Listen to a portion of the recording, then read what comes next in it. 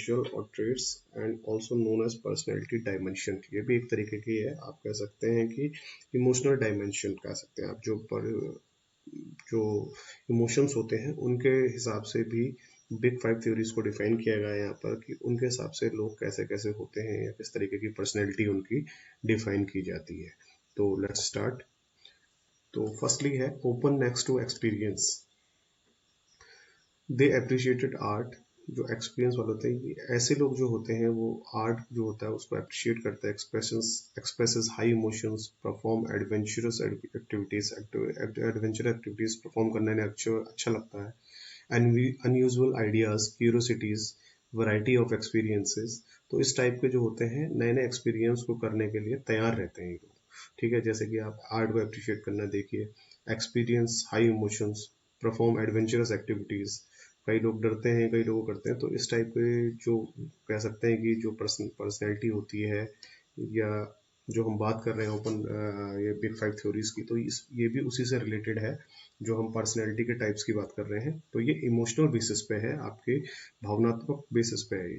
तो कई लोग इस टाइप के होते हैं, कई लोगों को नई नई चीज़ें करने की क्यूरियोसिटी होती है, कुछ अजीबोगरीब से आइडियाज आते हैं, ठीक है, अलग अलग चीज़ें एक्सपीरियंस करना चाहते हैं, तो वो लोग इस कैटेगरी के अंडर में आते हैं। ठीक है, तो ये था आपका open next to experience. Next है आपका कॉन्सियसनेस। तो नेक्स्ट चीज है आपकी कॉन्सियसनेस। तो कॉन्सियसनेस जनरली क्या होती है, पहले आपको जैसे सेल्फ डिसिप्लिन, एक्ट ड्यूटीफुली तो बात करते हो, ये लोग इस टाइप के लोग क्या होते हैं, आप कह सकते हैं कि अपने काम के लिए बड़े सीरियस होते हैं, बड़े डिसिप्लिन होते हैं। तो इसका मीनिंग जो आएगा वो आएगा कर्तव्य निष्ठा या कर्तव्यनिष्ठ होते हैं ऐसे लोग। मतलब जो भी काम है अपने काम के लिए बहुत पंक्चुअल रहते हैं, बहुत डिसिप्लिन रहते हैं। तो they have the tendency to show self discipline. ठीक है, ऐसे लोग बहुत डिसिप्लिन शो करते हैं। ठीक है, कोई भी काम हो उसको बहुत ड्यूटीफुली करते हैं।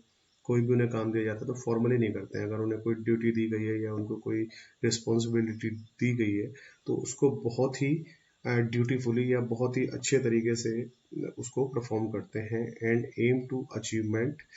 ठीक है, तो किसी भी चीज़ को, अगर कोई भी चीज़ है, देखिए जैसे कि आपके एग्जाम ही है, सपोज लगा लीजिए being a 12th class students, board आपका जो मेन मोटिव है, उसके लिए आपको सीरियस रहना पड़ेगा। कई लोगों की मेंटलिटी जैसे होती है कि लास्ट में पढ़ लेंगे हो जाएगा, तो ऐसा नहीं होता है। देखिए कोई भी चीज़ इतनी ईजी नहीं होती है, वो सिंपल सब्जेक्ट है, मेन सब्जेक्ट है या कोई टफ सब्जेक्ट है, तो आप अपना, जो हम बात कर रहे हैं साइकोलॉजी की, तो यहाँ पर भी साइकोलॉजी काम करती है। आपने माइंड सेट किया हुआ है कि ये टफ है, ये ईजी है। ठीक है, aim for achievement, their behaviour is planned rather than spontaneous. ठीक है, तो वो उनका जो जो भी तरीका होता है काम करने का वो प्लान्ड होता है। उन्होंने, ऐसा नहीं है, ठीक है, मानते हैं कि देखिए कई स्टूडेंट्स आप में मैथ्स वाले भी होंगे, बायोलॉजी वाले भी होंगे, फिजिक्स भी है, केमिस्ट्री भी है, तो एवरीबडी नोज कि these are tough subject. Commerce वाले भी हैं, अकाउंटेंसी होती है, ठीक है, इकोनॉमिक्स होती है, वो भी इजी सब्जेक्ट नहीं है। बीइंग जैसे आप सब्जेक्ट आप कर रहे हो, आपके लिए मैथ्स, बायो, फिजिक्स, केमिस्ट्री है, तो अगर आप कॉमर्स पढ़ेंगे तो आपके वही लेवल अकाउंट्स का, और जो इकोनॉमिक्स है, इकोनॉमिक्स ऐसा सब्जेक्ट है जो इजीली ना आपका इंटरेस्ट क्रिएट होगा उसमें, और ना आप लोग उसको इजीली समझ पाएंगे। बहुत ही टिपिकल और बहुत ही कंफ्यूजिंग सब्जेक्ट है। ठीक है, तो ऐसे ही सारा, आप साइकोलॉजी देख लीजिए, अभी आप साइकोलॉजी पढ़ रहे हैं, बड़े नए नए वर्ड और बड़ी नई नई चीज़ें आपको देखने को मिल रही हैं इसमें। ठीक है, तो इसी तरीके से, तो हम जो बात कर रहे थे कॉन्सियसनेस की, कॉन्सियसनेस लोग जो होते हैं वो होते हैं अपनी जो भी ड्यूटीज होती है उसको बड़े एक्टफुली परफॉर्म करते हैं। ठीक है, ये बहुत ही ड्यूटीफुली अपने जो भी काम होते हैं उन्हें करते हैं, सेल्फ डिसिप्लिन रहते हैं। ठीक है, सेल्फ डिसिप्लिन में रहते हैं।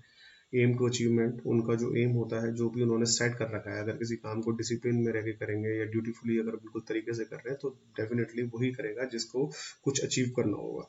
ठीक है, और उनका जो भी बिहेवियर होता है, जो भी काम होते हैं वो बड़े प्लान्ड होते हैं। ठीक है, नेक्स्ट है आपका extroversion. They have high energy, positive emotions, assertiveness. ठीक है, तो ये सारी चीज़ें, और भी है इसमें, sociability, tendency to seek similarance to in the company of others and talkativeness. तो जनरली जो इस टाइप के लोग होते हैं उनका एनर्जी लेवल बहुत हाई होता है, उनके इमोशंस जो होते हैं, देखिए इमोशंस की बात करते हैं, इमोशन एक बहुत डीप चीज़ है। जैसे यहीं पर बात कर रहे हैं, कुछ इमोशंस की बात कर रहे हैं, तो कई लोग पॉजिटिव वाले भी होते हैं, कई लोग नेगेटिव वाले भी होते हैं। तो इस टाइप एक्सट्रोवर्जन की जो हम बात कर रहे हैं, तो एक्सट्रोवर्जन वाले जो होते हैं वो पॉजिटिव इमोशंस को लेके चलते हैं अपना, ठीक है। ऐसे ही असर्टिवनेस की बात हो गई, ठीक है। सोशेबिलिटी हो गई, लोग क्या कहते हैं सोसाइटी में एक्टिव रहते हैं, नए लोगों से मिलना, ठीक है, उनसे बातें करना, ये चीज़ें इन लोगों को अच्छी रहती है, ये इनकी आदत में होता है। तो इस टाइप की पर्सनैलिटी, तो इनमें से जैसे आप बात कर रहे हैं, ठीक है, हमने ओपननेस टू एक्सपीरियंस की बात करी, कॉन्सियसनेस की बात करी, एक्सट्रोवर्जन की बात कर रहे हैं, अभी हम एग्रीबलनेस और न्यूरोटिज्म की भी बात करेंगे आगे। तो देखिए 5 बिग 5 थ्योरी है, तो इस टाइप के लोगों को डिफाइन किया है। ऐसे ही पर्सनैलिटी जो हम डिस्कस कर रहे हैं, जिस टॉपिक के अंडर में हम चल रहे हैं, इसमें बहुत सारी चीज़ें हैं। किसी ने बॉडी के हिसाब से करा है, किसी ने आदमी के एक्सट्रो, जैसे जंग्स ने क्लासिफाई किया था एक्सट्रोवर्ट और इंट्रोवर्ट के, एक्सट्रोवर्ट और इंट्रोवर्ट करके कुछ लोग ऐसे होते हैं।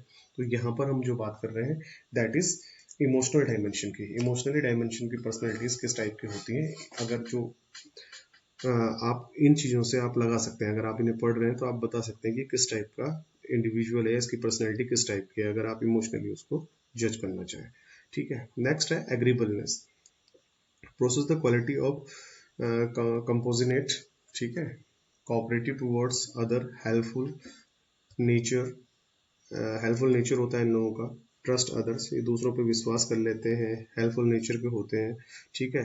कॉपरेशन, कॉपरेटिव रहते हैं, हमेशा दूसरों के संग कॉपरेटिव रहते हैं ये लोग, दूसरों की मदद करने के लिए तैयार रहते हैं। एग्रीबलनेस का मतलब ही हुआ है, ठीक है, आप एग्री रहते हैं, हर चीज़ में कॉम्प्रोमाइज करने को तैयार रहते हैं, ऐसे लोग जो होते हैं। कई लोग आपने देखा होगा, आपकी क्लास है, बहुत सारे स्टूडेंट हैं, इसी में से आपको इस टाइप के एग्जाम्पल जो बात चल रही है, कई लोग मिल जाएंगे आपको इसी टाइप के। कुछ एक्सट्रोवर्ट होंगे, कुछ एग्रीबलनेस वाले जो ठीक है सब कॉम्प्रोमाइज कर लेते हैं, ठीक है, दूसरों की हेल्प करनी है वो हेल्प करने के लिए रेडी रहते हैं। तो इस तरीके के लोग भी होते हैं। और एक और है न्यूरोटिज्म, ठीक है। न्यूरोटिज्म वाले कह सकते हैं, न्यूरोटिज्म की बात कर रहे हैं तो सीधे सीधे है आपके ब्रेन से, माइंड से रिलेटेड आ जाएगी ये बात, ठीक है। तो these person have tendency to experience unpleasant emotions easily, तो जो इनके एक्सप्रेशंस होते हैं वो इजीली अपने एक्सप्रेशंस को एक्सप्रेस कर देते हैं, ठीक है। जैसे कि गुस्सा हो गया, कोई चिंता हो गई, डिप्रेशन हो गया, ठीक है। तो इस टाइप की चीज़ें जो भी इसमें आप देख रहे हैं, तो जनरली जितनी भी चीज़ें आपके सामने दिख रही हैं आपको, तो ये इजीली क्या कहते हैं unpleasant emotions experience, unpleasant emotion easily, आपका मतलब इन चीज़ों को एक्सपीरियंस करते हैं। गुस्सा जल्दी आ जाना, ये आप देखते हैं कि कई लोगों को आप कहते हैं कि यार गुस्सा क्यों आ रहा है, ठीक है, तो यार टेंशन में क्यों है, चिंता में क्यों है, स्ट्रेस में क्यों है, इस टाइप की बातें करते हैं। तो ईजिली आप उन चीज़ों को देख के उसके हिसाब से आप इन चीज़ों को जज कर सकते हैं। Nudism also refers to the degree of emotional stability and impulse control, ठीक है। It is also refers to the degree of emotional stability, emotionally कितने stable हैं, और impulse control। तो बेसिकली ये 5 जो बिग 5 थ्योरी की हमने बात करी है, ठीक है, ये भी आपके पर्सनैलिटी, आप किसी की से जज कर सकते हो, या इस टाइप के लोग भी होते हैं जो अलग अलग सबकी सोच होती है और सबकी कह सकते हैं आपकी पर्सनैलिटी का एक पार्ट है ये भी। तो पर्सनैलिटी को जज करने के लिए आप पे बहुत सारे तरीके हो गए। आप एक 5 बिग 5 थ्योरी हमने आज डिस्कस कर ली। जंग्स ने दो जो एजुकेशनिस्ट थे, जंग्स क्लासिफिकेशन में जो हमने पढ़ा था, ठीक है, मिस्टर कार्ल जंग्स के according introvert personality, extrovert personality, उन्होंने पर्सनैलिटी को इंट्रोवर्ट और एक्सट्रोवर्ट के हिसाब से जज किया था। एंड ऐसे ही एक विलियम हर्बर्ट शेल्डन थे जो एजुकेशनिस्ट थे, उन्होंने जो इसको डिस्क्राइब किया था एंडोमोर्फिक, मेसोमोर्फिक और एक्टोमोर्फिक करके 3 पार्ट्स में, जिन्होंने खाली उन्होंने बॉडी के हाव भाव। इसीलिए जो हमने स्टार्टिंग में जो बात की थी और उसी के हिसाब से जो बात की थी पर्सनैलिटी, तो करेक्ट टिपिकल पैटर्न, ये सारी चीज़ें पैटर्न है। देखिए आप इमोशनल पैटर्न्स पे भी जा सकते हैं, ठीक है, आप फिजिकल पैटर्न्स पे भी जा सकते हैं, आप उनके मेंटल उस पर भी जा सकते हैं। तो इसीलिए पर्सनैलिटी हैज़ 4 डायमेंशन, जो हमने बात की थी स्टार्टिंग में कि 4 तरीके के डायमेंशन होते हैं। फिजिकल, फिजिकल के हिसाब से एक ने दिया है, ठीक है, मेंटल के हिसाब से एक ने दिया है, जो इमोशन और सोशल डायमेंशन, इमोशनल डायमेंशन की बात हम अब आज कर रहे हैं। तो hope you all are understand it, तो see you in next class, thank you. If you are having any queries तो यू कैन आस्क मी, ठीक है। आप इसके हिसाब से भी अगर आपको इजीली पढ़ना है बिग फैक्ट थ्योरीज, इसके हिसाब से वही चीज़ें हैं जो हमने बात की थी, ठीक है। ये एक ओशन करके इन्होंने दिया है, आप इसको इजीली ट्रेड्स को याद कर सकते हैं। देखिए ट्रेड्स हैं क्या है, ओपननेस, ठीक है, और कॉन्शियसनेस, ठीक है, एक्सट्रोवर्जन हो गया, एग्रीबलनेस हो गया, न्यूरोटिज्म हो गया। तो ये सारी चीज़ें आप देख लीजिए, ठीक है। That is all for today, thank you very much, see you in next class.